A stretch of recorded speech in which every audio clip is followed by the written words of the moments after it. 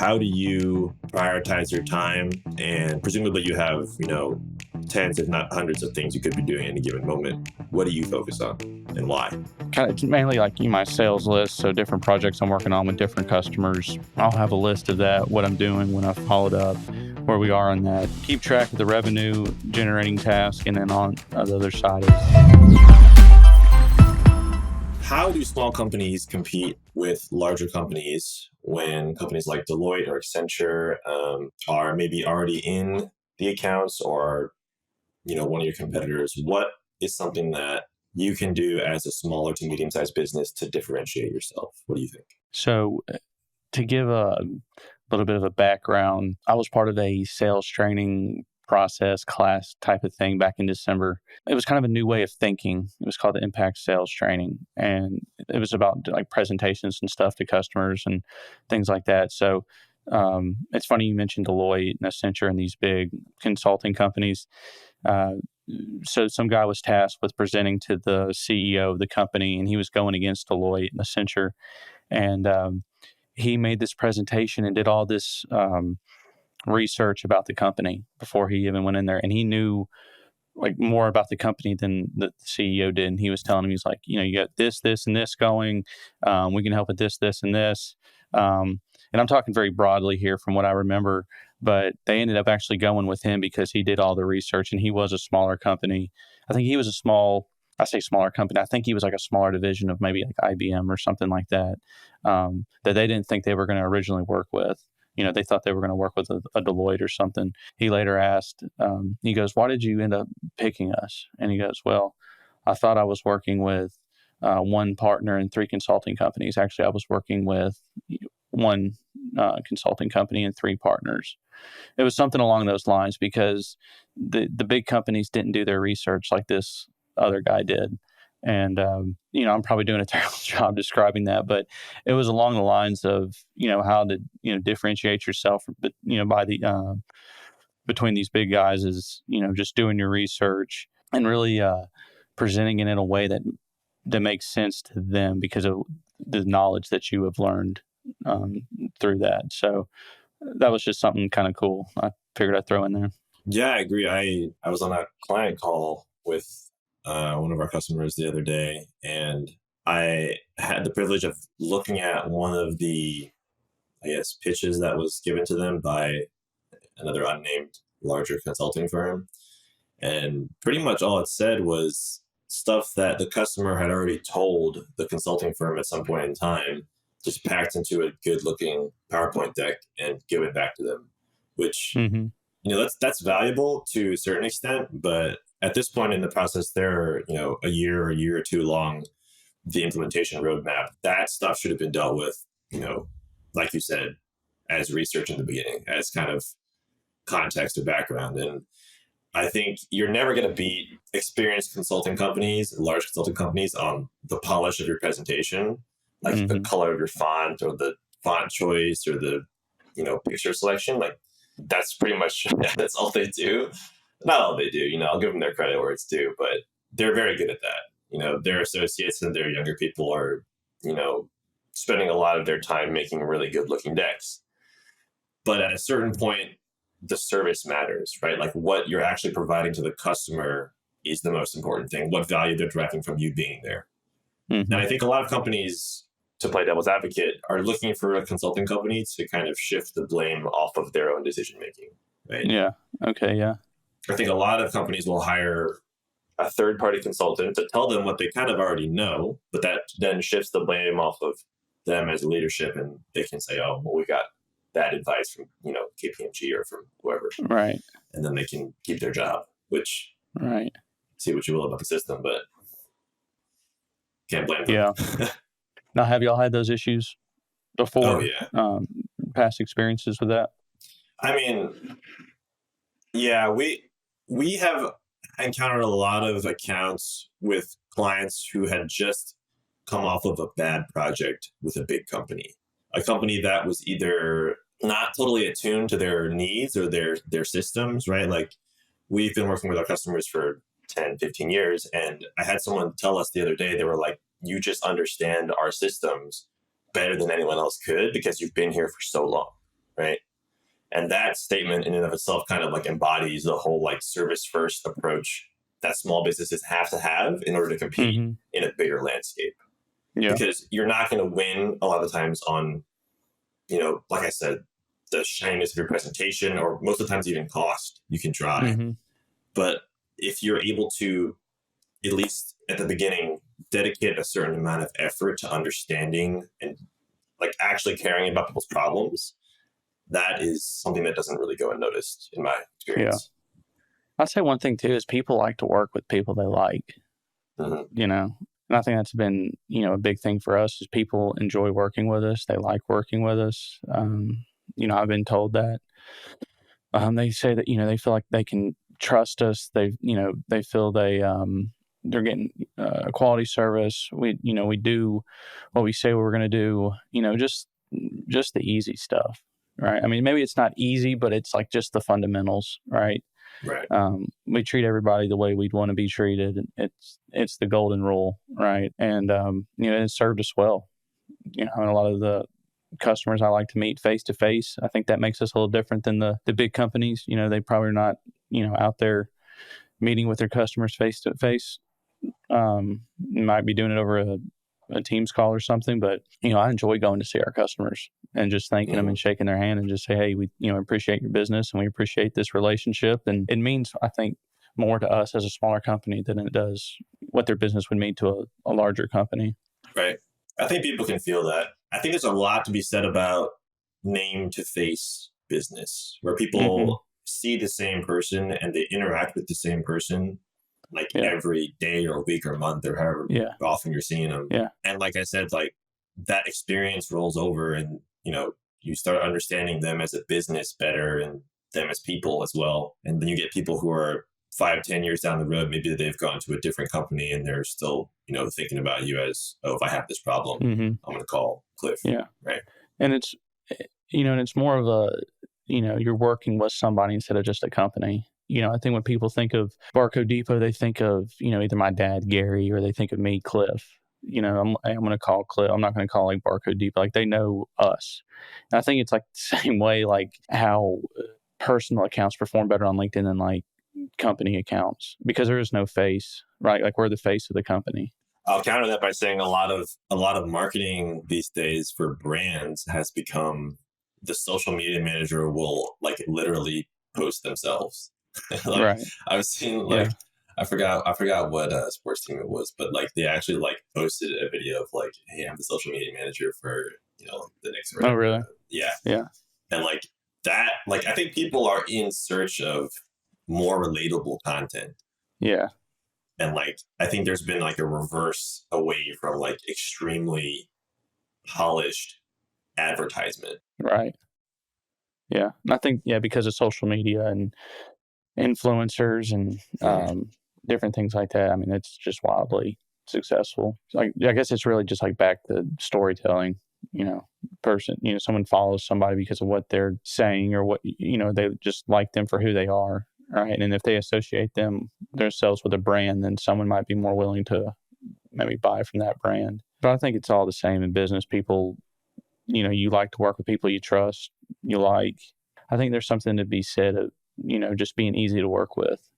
Oh, You 100%. know, I think a lot of 100%. people tell us, like, hey, well, we like working with you. You're easy to work with. When I email you or call you, you're always there. I try to respond to emails as soon as I get them. Sometimes I can't always do that, but then at least a half an hour. I Yep. want someone to know when they email me, I'm, going to be there.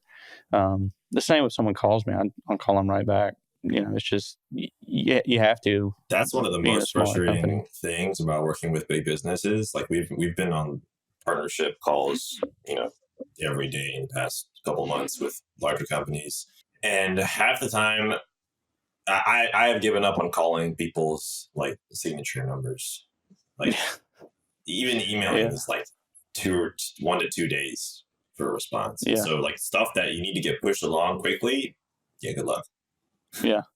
Well, I know now, I mean, I try to get casual with my customers. Like we'll Yeah, text back and yeah, forth and not so official. Like, so a lot of the younger contacts that I have at certain companies, like I'm like, hey, just shoot me a text, man. Like yeah. it's so much easier than just, an email. with a subject and all this stuff when it's like just a simple question, just like, hey, here, just call me, shoot me a text. We'll just text back and forth or something. So that's something I've been doing. It's just easier for I think everybody. And if it's someone's older, then I'll definitely call them instead of text Yeah. them. If it's like our parents' generation or something, they prefer a phone call over a text. But communication has changed, through different generations. Kind of going back to like the enterprise sales process, it's usually a longer sales cycle, right? There's more money involved. There's bigger problems to solve. You mean Um, compared to the B2C consumer like selling? yeah, compared to B2C, right? It's usually a pretty short sale. It's something, right, that you could buy through an e-commerce website. Um, A lot of the times it's strictly, there's no sales rep at all. It's just, shopping cart, checkout. oh yeah, I mean that's almost probably the preferred buying Oh yeah, 100%. um, path. But yeah, I mean the enterprise sales cycle it's just so much longer. There's so many more variables, so many more things that can go wrong. So it's a very tedious process. What's the number one thing you would say to a new enterprise sales hire associate rep? What's the number one thing that they should keep in mind when they're navigating the landscape? Because presumably, so imagine someone's come off of the car dealership lot and they have all that Hmm. like foundational sales. They know how to dress, how to act, how to talk. What's the number one thing they should know coming into the tech sales world? I would say either just patience because it is a longer sales cycle. Some type of having some type of professional persistence.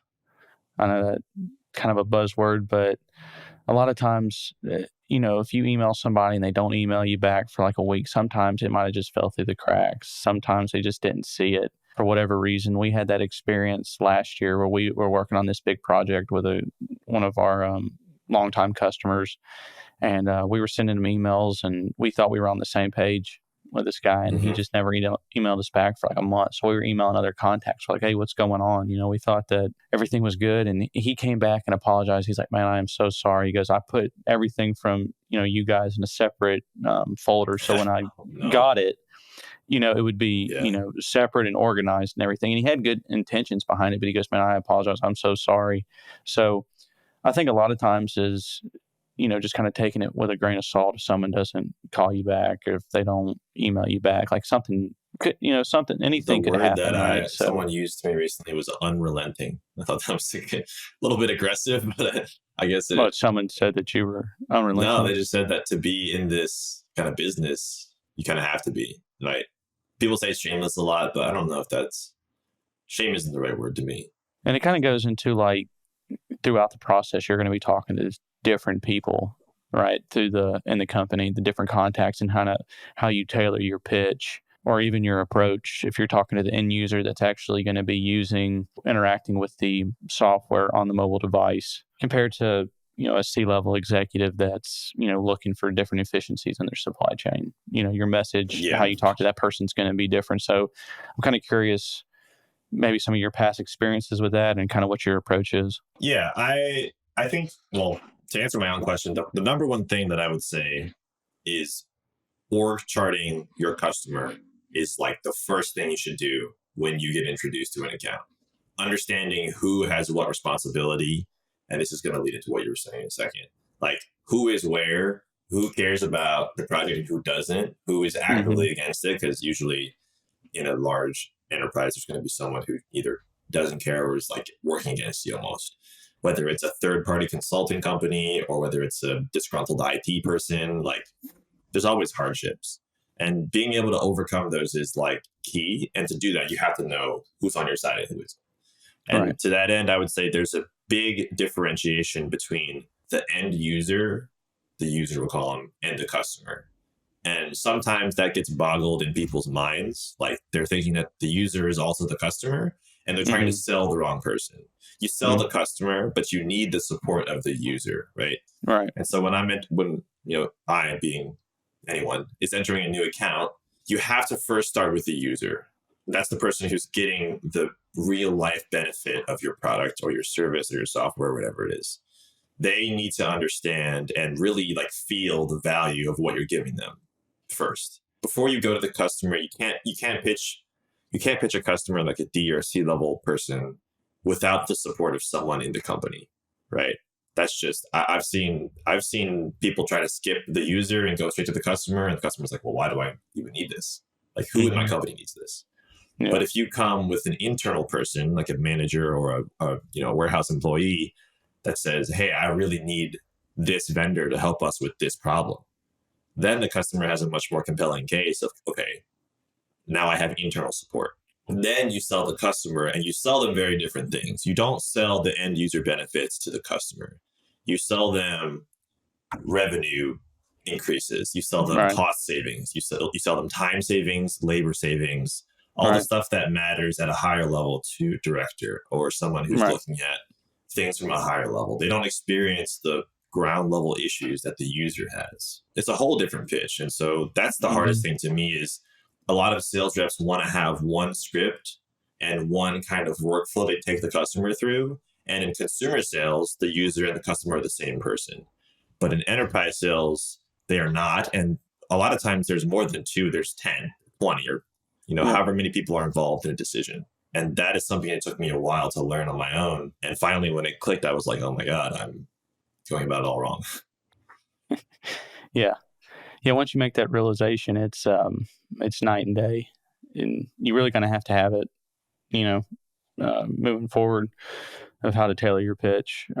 What I've noticed is if I'm talking to an end user in a warehouse, it's usually someone that's, more blue collar, just, there to do their job type of deal. They're going to be the one using the actual software, the mobile device on the forklift. And then, the way I would talk to them is somewhat, completely different the way I would talk to a vice president or C-level executive. Right. So, it just all depends on who you're talking to. And it's almost an art.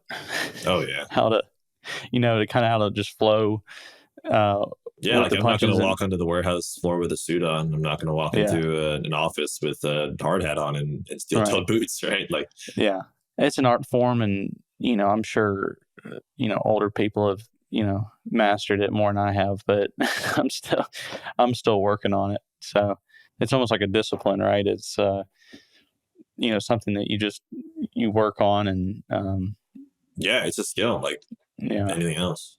I would just say, map out your customer. Biggest takeaway. Know who's responsible for what and who cares about what. Yeah, just what motivates who. I think that's a big thing. So shifting to prioritization as a small business executive who has a lot of things on their plate. How do you prioritize your time? And presumably you have, tens, if not hundreds of things you could be doing at any given moment. What do you focus on and why? So I kind of make two categories, revenue projects, revenue generating task, I guess, if you will. And then more just general projects. So it's kind of like work on the company to kind of internal improvement. Right.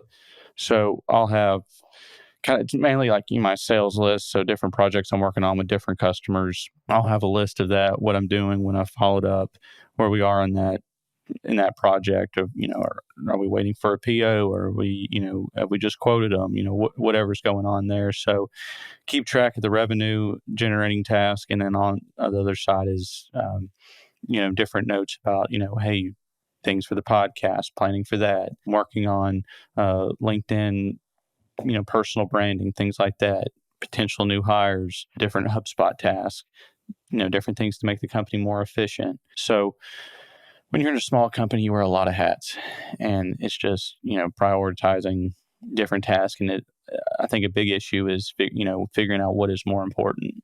You probably, have to deal with the same thing, but, obviously the revenue generating tasks come first. So once I get all those taken care of and feel like I'm in a spot where I can focus my time and energy on something like on the just general, working on the business task, I'll start working on those projects. Yeah. So I think small business leadership is the skill of zooming in and zooming out, like constantly, right? I have little things I need to do that I would love for someone else to do, but there's no one else to do it, right? That's kind of, and then you have the big scale things that you got to think about 3, 5, 10 years from now. What, I'm investing in the long term, which is zooming out, and then I'm back in the next day or the next hour Yep. on a certain Yep. little fire I got to put out. So that I think drains a lot of people. I don't think a lot of people are built for that. Myself kind of included previously. I liked focusing on one thing and having like a dedicated couple hours or days to really produce something high quality. But I think a lot of times you have to be okay with not perfect, with like good enough, right? Right. And something my dad used to always say was perfect is the enemy of good enough, which is, I completely agree. Like in bigger settings, like I have friends that work at big tech companies who they're obsessed with optimizing a very certain thing or scaling a very certain system. And they have the luxury of not having to worry about anything outside of their ecosystem, right? If I work at Google or YouTube and I work on like the autoplay functionality, I don't have to worry about like the search functionality or the suggestions features. But, you know, at a small company, it's very different. And I think it's really easy to feel like you're being busy at a small company. And this is a number one red flag for me with, you know, when I talk to other young entrepreneurs or founders, I think feeling busy is almost like a marketing tactic for a lot of tools nowadays. Like tools are so, like Notion, for example, is a great way of like smart people will go into Notion and spend hours or days in setting up the environment and they will feel very productive. But at the end of the day, or they call it the bottom line in corporate, you didn't produce anything valuable for your business. Right. Or the value could have been gained from just doing something in Excel or in like, you know, a much shorter time span. And I've caught myself doing that so many times where I'll spend hours in whatever current project management tool I'm in and I'll like organize everything and it's all looking tidy. And then the minute something actually happens, it'll all just fall apart anyway. So it's like, and I think I've actually talked to one of our partners who's a, you know, big growing company, and they're like, we don't even have a management tool. We're 500 million revenue. Their margins are great, but they do everything through Outlook tasks, which is like a built-in Outlook feature. And so I think the lesson there is you don't always need to optimize, and a lot of times it's better not to when you're small. You need to get things out the door and try and see what's going to work and what's valuable and what isn't. Right. And don't spend too long on, I would measure productivity not just by time, like, oh, I spent 4 hours doing this thing, but like, how much more value did I add as a result of my time? Right. Could it have been better spent doing something else? Right. Yeah. And I've been kind of more like task focused instead of time focused. And you know, I think we were talking about this earlier is, you know, instead of saying I'm going to spend 2 hours on this or I'm going to spend 3 hours on this, or even worrying about time in general, is, you know, this is the task and just get it done. All right. Just whatever it might be, a project, planning for something, whatever it is, it's, you know, I'm just going to work on this. I know it needs to be done. I'm going to work on it until it gets done. And then, you know, however long it took, that's just the time it took, you know, and then kind of learn, you know, from it. So I've just been trying to be, you know, just more task oriented and not worrying about the time, if that makes sense.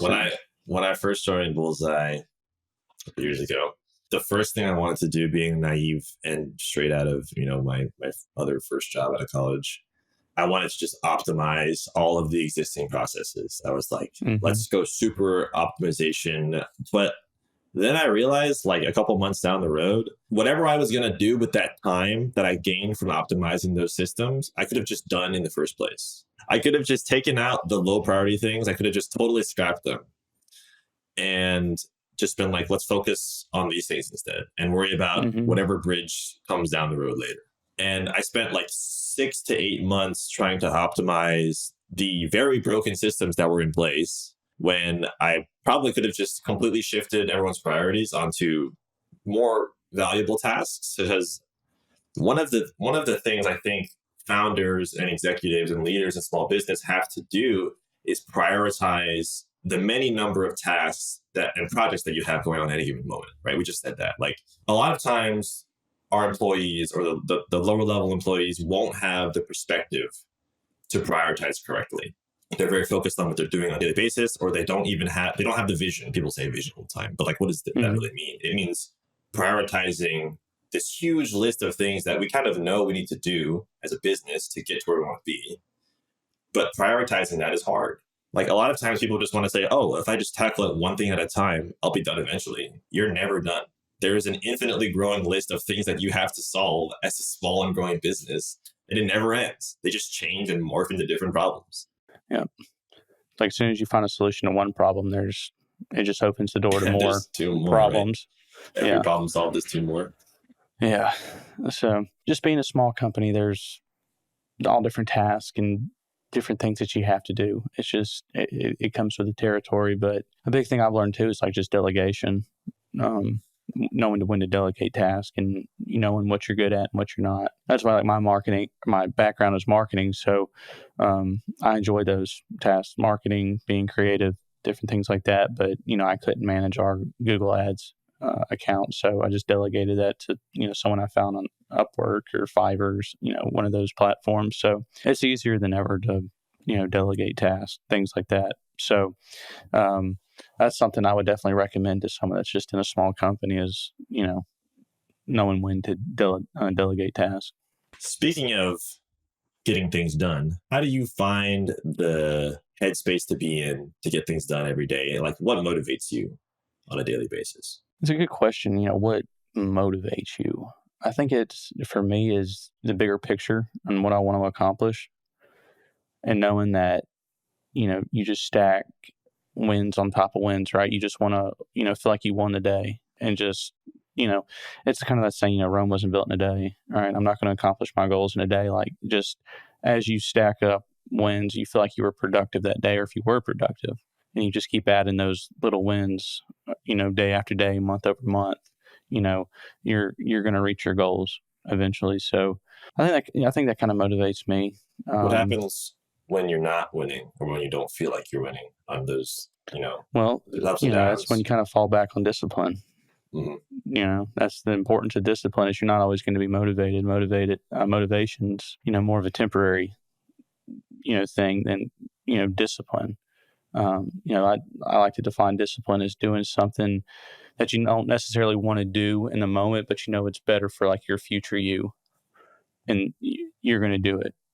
Whether that's for, working out or eating or just in general in your life, and, even in your work life. I really admire my dad when it comes to discipline. I mean, he's like 62 years old, wakes up every morning at 4:30 and hits the gym, like, and gets into the office like half an hour early. So I think being a founder like he is, you just got to have that type of discipline, and Yeah, it's something I struggle with, but I feel like, I'm doing a better job of it. I'm self-aware of it enough to know that I could probably be better right. at it. But um, yeah, I mean, to be a leader in a successful company. So I'm kind of curious what your thoughts are between motivation and discipline.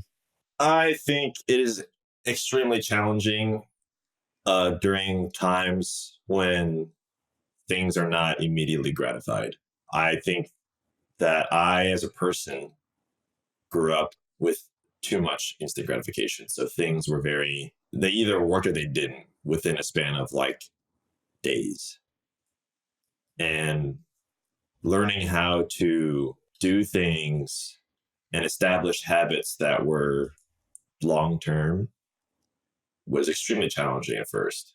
And it's something that I struggled with throughout my whole life, in college and in high school. Hmm. But I think the motivation for me is I like how dynamic it is, doing a lot of different things and having the creative potential to imagine new things. I've always been like so fascinated with the idea that there is like not a correct path, but there is like a very optimal sequence of things that you can do in your journey to accomplish whatever goal you're trying to accomplish that will give you a very good result.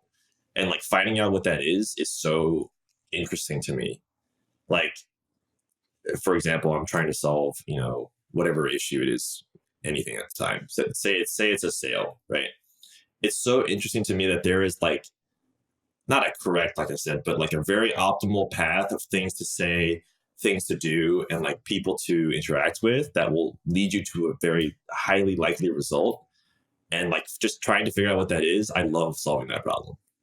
And it's so creative because there's really no rules in like how you do it. So do you feel like that's a lot of trial and error? Yeah, I think I mean, I always say that experience is the best teacher and everyone says that, but it's so true. Like you have to develop a gut feel for what's going to work. And, there's a lot of things you can learn conceptually and you can like, consciously think, okay, I'm going to do X, Y, Z, and this will produce that result. But like at a certain point, it becomes intuitive. I think it's called unconscious something is the highest possible like level of a skill you can achieve where you're like so good at it, but you don't even realize how good you are at something. And I think eventually you get there with sales where like, Mm-hmm. how, like you said, it's an art, right? And what to me, what that means is you've gotten so good at it that it becomes like second nature. And that's what art is to a lot of people. It's like unconscious gift. Yeah. Yeah. Um, I think that probably and has a lot to do that with, is so interesting. yeah. No, I was just gonna say, I think it has a lot to do with like pattern recognition too. The older you get, the more I think that goes into experiences, the pattern recognition. Certain scenarios, or I think a lot of it is just the communication. Maybe not so much with the way someone's saying something, but just like their nonverbal. I think there's a lot that you can learn. I think that comes with experience and being older and then just mastering that art form of sales and communication with other people. I think it's learning from past experiences, really. Speaking of that, techniques to use when you're